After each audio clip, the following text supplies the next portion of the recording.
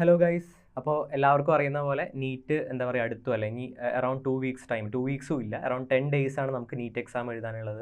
അപ്പോൾ എല്ലാവരും നിങ്ങളുടെ ലാസ്റ്റ് ലാപ്പ് പ്രിപ്പറേഷനിലായിരിക്കും എന്നറിയാം. അപ്പോൾ കുറച്ച് കാര്യങ്ങൾ 1-to-1 ഡിസ്കസ് ചെയ്യാൻ വേണ്ടിയിട്ടാണ് നമ്മൾ വീണ്ടും ഇവിടെ ജോയിൻ ചെയ്തിരിക്കുന്നത്. അപ്പോൾ എന്താ പറയുക, ഇന്ന് ഈ വീഡിയോയിൽ നമ്മൾ ഡിസ്കസ് ചെയ്യാൻ പോകുന്നതെന്ന് പറഞ്ഞു കഴിഞ്ഞാൽ നിങ്ങൾ എന്താ പറയുക ക്വസ്റ്റ്യൻ പേപ്പേഴ്സ് നിങ്ങളിപ്പോൾ മോക്ക് ടെസ്റ്റ് ഡോപ്പയുടെ മോക്ക് ടെസ്റ്റുകൾ നിങ്ങൾ അറ്റൻഡ് ചെയ്യുന്നുണ്ടാവും. അപ്പോൾ 2018 വരെ CBSE ആയിരുന്നു. ഇപ്പോൾ ഞാൻ എഴുതിയ കൊല്ലം വരെ, ഞാൻ 2018, എൻ്റെ പേര് അജിത്താണ്. നമ്മളിപ്പോൾ ഓൾറെഡി അറിയാം, കോഴിക്കോട് മെഡിക്കൽ കോളേജിലെ MBBS സ്റ്റുഡൻ്റാണ്. ഞാൻ എഴുതിയ നീറ്റ് എന്ന് പറഞ്ഞാൽ CBSE ലാസ്റ്റ് കണ്ടക്ട് ചെയ്ത നീറ്റായിരുന്നു. അപ്പോൾ ഞങ്ങൾ നീറ്റ് CBSE കണ്ടക്ട് ചെയ്യുന്ന സമയത്ത് വാസ് മോർ, അതിലാണ് കുറച്ചും കൂടി പുറത്തുനിന്നുള്ള ചോദ്യങ്ങൾ, ഔട്ട് ഓഫ് NCERT ക്വസ്റ്റ്യൻസ് ഒക്കെ കൂടുതൽ കണ്ടിരുന്നത്. അപ്പോൾ ഞങ്ങളിപ്പോൾ ഏതൊക്കെ കോച്ചിങ് ഇൻസ്റ്റിറ്റ്യൂട്ടുകളാണെങ്കിലും അങ്ങനെയായിരുന്നു ട്രെയിൻ ചെയ്തത്. നമ്മൾ NCERT-നെക്കാട്ടിൽ ഒരുപാട് കാര്യങ്ങൾ പഠിച്ചിരുന്നു. പക്ഷേ NTA വന്ന് നീറ്റ് നടത്താൻ തുടങ്ങിയ കാലം മുതൽ നമ്മൾ നോട്ടീസ് ചെയ്ത വളരെ വലിയൊരു ട്രെൻഡിലുള്ള വ്യത്യാസമാണ്, NCERT അല്ലാണ്ട് വേറെ ഒരു കാര്യവും ചോദിക്കുന്നില്ല. It's perfectly NCERT.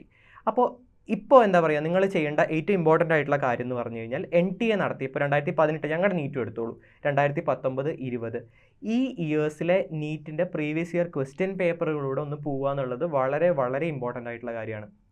എന്തുകൊണ്ടാണ്? കാരണം നിങ്ങളിപ്പോൾ ഒരു പർട്ടിക്കുലർ ചാപ്റ്റർ കാണുകയാണ്, ഒരു പർട്ടിക്കുലർ ചാപ്റ്ററിലെ ക്വസ്റ്റ്യൻ സോൾവ് ചെയ്യുന്ന സമയത്ത് ആ ഒരു സെക്ഷൻ, ഇപ്പോൾ ഫോട്ടോസിന്തസിസ്, ഞാൻ ഫോർ എക്സാമ്പിൾ നിങ്ങൾ ഫോട്ടോസിന്തസിസ് എന്ന് പറഞ്ഞിട്ടൊരു ചാപ്റ്റർ എടുക്കുകയാണ് അല്ലേ.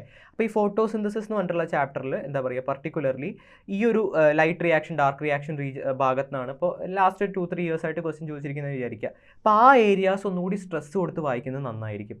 ഇത് വേരിയബിൾ ആവാം, ഞാൻ നിങ്ങൾക്ക് എന്താ പറയുക പ്രോബബിൾ ആയിട്ടുള്ളൊരു ചാൻസ് പറയുന്നത്. അതുപോലെ തന്നെ ഇപ്പോൾ ഓർഗാനിക് കെമിസ്ട്രി എടുക്കുകയാണെന്നുണ്ടെങ്കിൽ നെയിമിങ്, ഐസോമെറിസം, അപ്പോൾ കുറച്ച് അവർ ഏറ്റവും കൂടുതൽ ക്വസ്റ്റ്യൻ്റെ ഡെൻസിറ്റി കൂടുന്ന ഭാഗമുണ്ട്.